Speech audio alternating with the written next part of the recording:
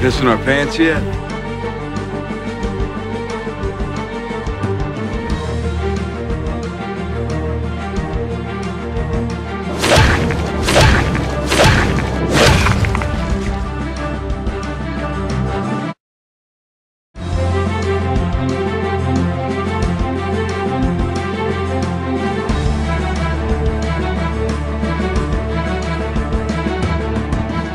Alright guys, what's going on? It's the Air Raid Lord. Welcome to, I guess we'll call this a Walking Dead Season 7 vlog because this is a review video for the entirety of Season 7 of The Walking Dead. I figured you guys could use a couple of days of rest from the channel after that explosive finale and our subsequent reactions. We just needed some time to, I guess, process that finale. We all gave it perfect scores. It was great. It was way better than last year's. Had a really good feel-good tone to it at the end there. Great battle scenes. Great ending for Sasha. It was just a really good overall feel for the whole thing. And it makes you feel good and really pumped up for Season 8. Not like the fucking cliffhanger that we had to endure last year, where it was more, you know, all of our characters brought to their lowest point and one of them being killed, absolutely for sure. So this was great. This was a great way to end the season. It was a great way to end my vlogs at college, obviously, or my reaction videos at college. As I told you guys, I'll be graduating in about 2 months' time. And so the Season 7 finale was the final college reaction video. And man, what a video to go out on. I'll still be doing reaction videos for Season 8, but the circumstances of when and where I'll do them will be different. But we'll get to that. Obviously, I'll give you guys updates and channel updates and all sorts of stuff in the coming months as I get all of that information. So yeah, Season 7, very... I don't want to say divided season, but like that's the first word that comes to mind. There's just been I'm gonna make a separate vlog on this, just talking about this in particular, but there's been a lot of divide over this season in particular. You had the premiere, which was mind-melting in terms of what happened, losing two main characters in the most brutal fashion that we've ever seen in the entire show, and then to go from that to a bunch of subsequent episodes that I'd say they aired on the slower side, and it honestly, it made sense. All right, like the audience came from such a traumatic experience of losing those two characters, and they needed to slow the pace down. We had other characters to introduce. This season introduced 3 groups. This is the most like new characters we've ever received. We had the Kingdom in Ezekiel, new group entirely, which was we saw in episode 2, The Well.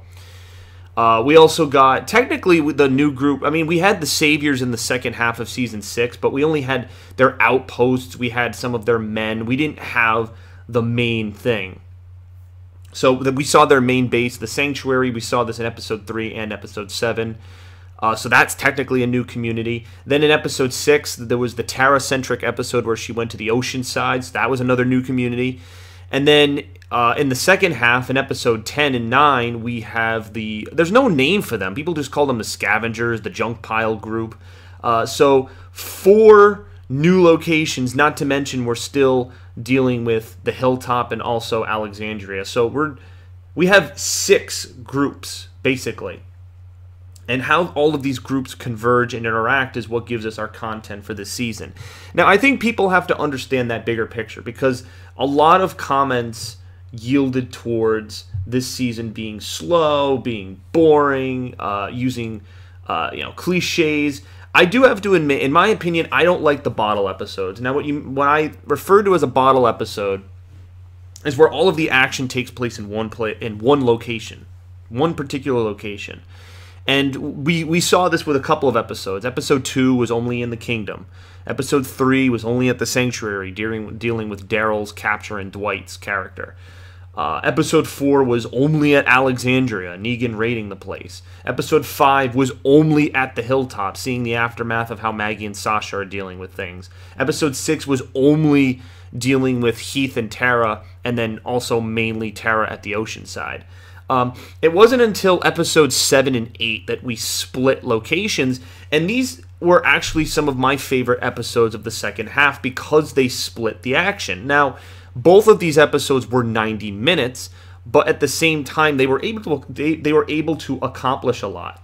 Now, you don't always need a 90-minute episode to accomplish this. As we saw in episode 15 of this season, Something They Need, we saw this formula work very well. We had Negan interacting with Sasha in the prison. We had Alexandria going to take the guns in their first interaction with the Oceanside.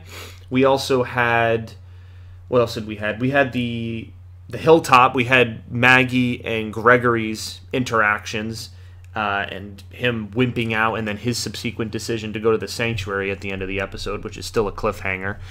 In that sense. I mean, we pretty much know where he's going, but it's not really a cliffhanger. But, yeah, we had 3 locations cycling through a regular scheduled episode, and then Alexandria is at the very end of the episode when Dwight shows up.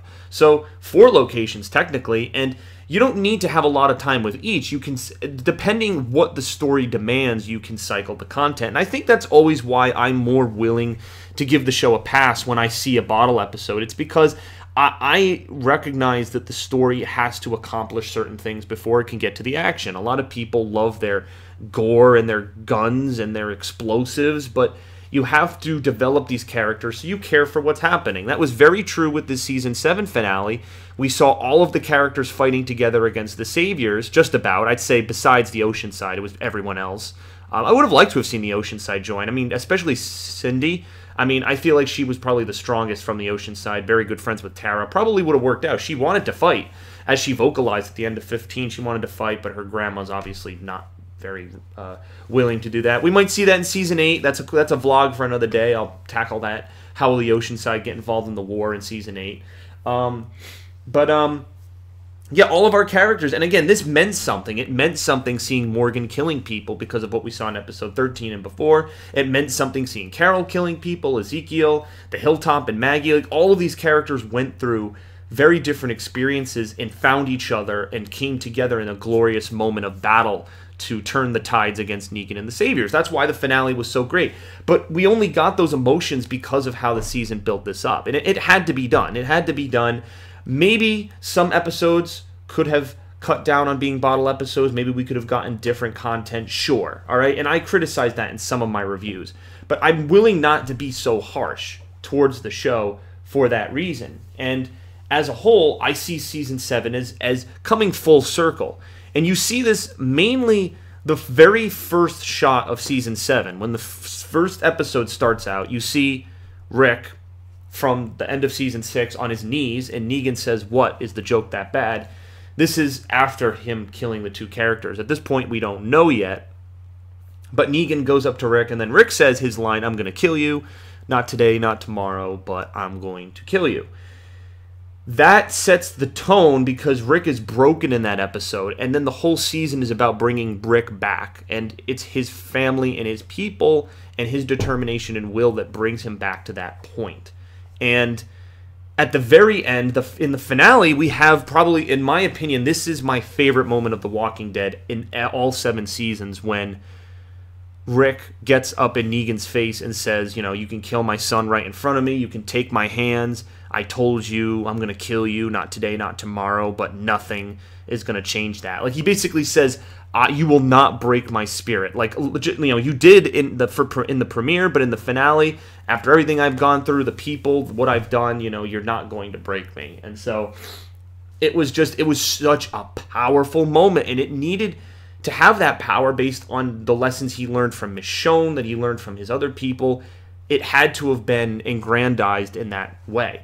And again, I feel like people miss that. Like, if you're watching the content for, you know, the zombie kills or the explosives or the action or for main characters to be killed off, you have to watch the show for the right reasons. The bigger picture is always to be considered, okay? So, do I like Season 7 more than Season 6? That's tough. I'd still have to say Season 6 is the best season. Season 7 has the best season finale. I will say that. Season 7's finale is way better than Episode 16. Even though we got the introduction of Negan in the Season 6 finale, I still don't like how they handled the cliffhanger death. Most of the episode is just Rick being roadblocked by the Savior until he's funneled into one place. You know he's being toyed with the whole episode, and it's just a downward spiral. The season 5 finale was odds and ends at Alexandria. It had a good ending, but I liked the season 7 finale way more. Season 4, we had the cliffhanger with the Terminus scene. We also got Rick ripping Joe's throat out, which was, I guess, the highlight of the finale. Season 3 also kind of left off on a cliffhanger. There was a small attack with the governor, but other than that, not much. Season 2 was the showdown at the farm, and then Season 1 was, since it wasn't 16 episodes, it was the CDC episode. So out of all the seasons, Season 7 I think has the best finale, for sure. But does it have the better season? It's tough to say. Like I said, all the episodes had their ups and downs, their strong points, and their weak points. Obviously, you knowing me, I liked the episodes where we got to see multiple characters in one episode because we got different angles. I think that's why episode 10 was one of my favorite episodes, because it was Rick versus that, almost like in Star Wars, Luke versus the Rancor. It was Rick versus Winslow, meeting those trash people, and then you got Richard and Daryl at the Kingdom. You saw Daryl within the Kingdom dynamics, which was cool. Again, I like when the episodes are given equal time between. I don't like the bottle episodes. I will say that I don't like the bottle episodes. Again, I recognize that they need to be used, but at the same time, I'm not the biggest fan of having them. Seems like for season 8, that's going to change radically. I think people who didn't like the structure of season 7 are going to be very pleased with season 8. They're all together. The end of season 7 is everyone, all of the survivors, the good guys, I guess we could say, on the same side fighting together. This is all of them fighting together. So this is Rick, leading the Alexandria, Maggie basically leading the Hilltop, and Ezekiel leading the Kingdom. Them versus Negan, and I suppose Jadis is still going to stay true to her deal. That's one thing I should make a vlog on. Will Jadis stay true to the deal that Negan made?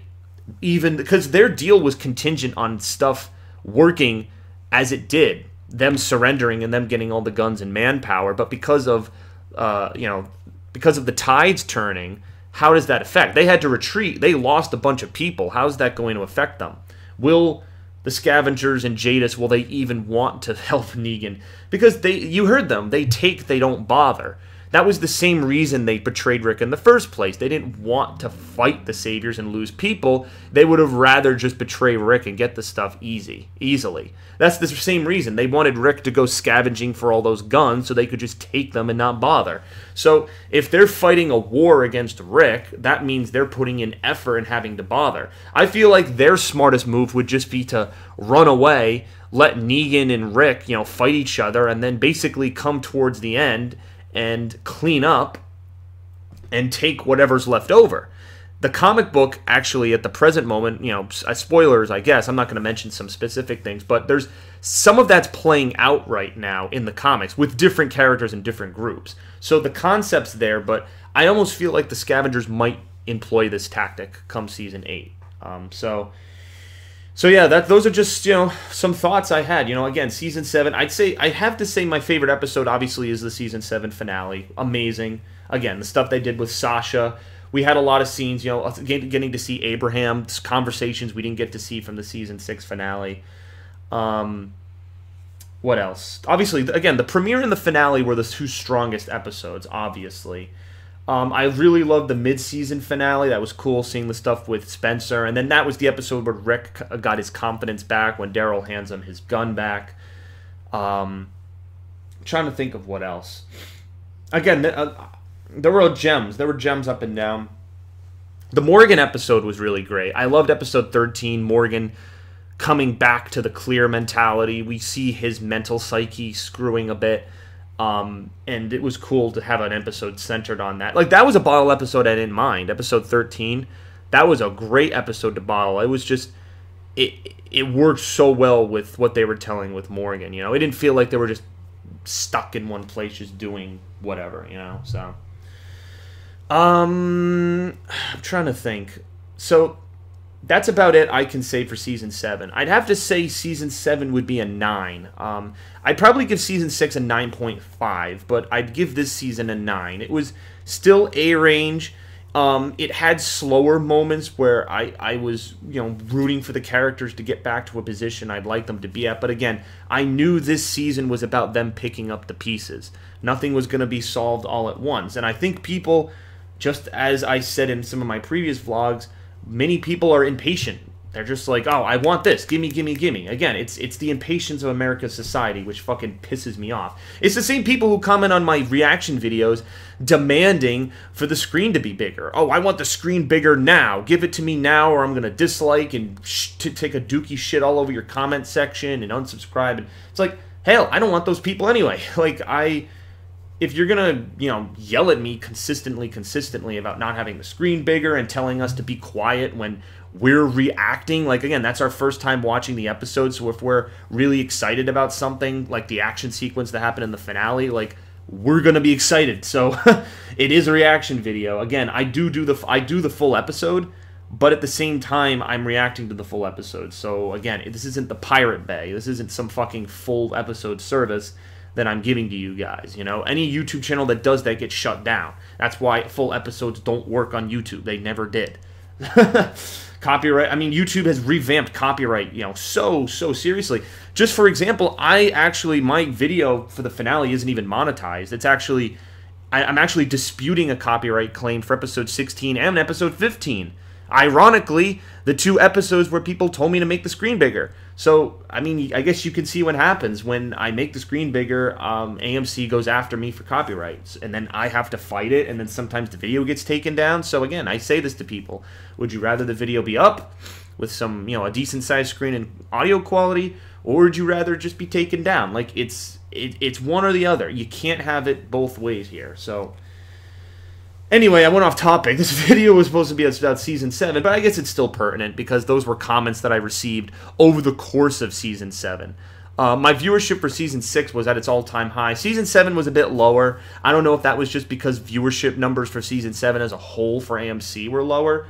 That could be, but I'm hoping Season 8 has a bigger turnout, obviously. That'll be great. So anyway, good stuff, guys. Thank you very much for watching in Season 7. I'm going to be doing different vlog topics for the channel. Might even start reviewing Better Call Saul because I'm going to start watching it Monday. That's another series I really like. I don't like it as much as Walking Dead, but I like Breaking Bad, so I figured I'd watch it. I've watched the past 2 seasons of Better Call Saul, so I'll watch Season 3.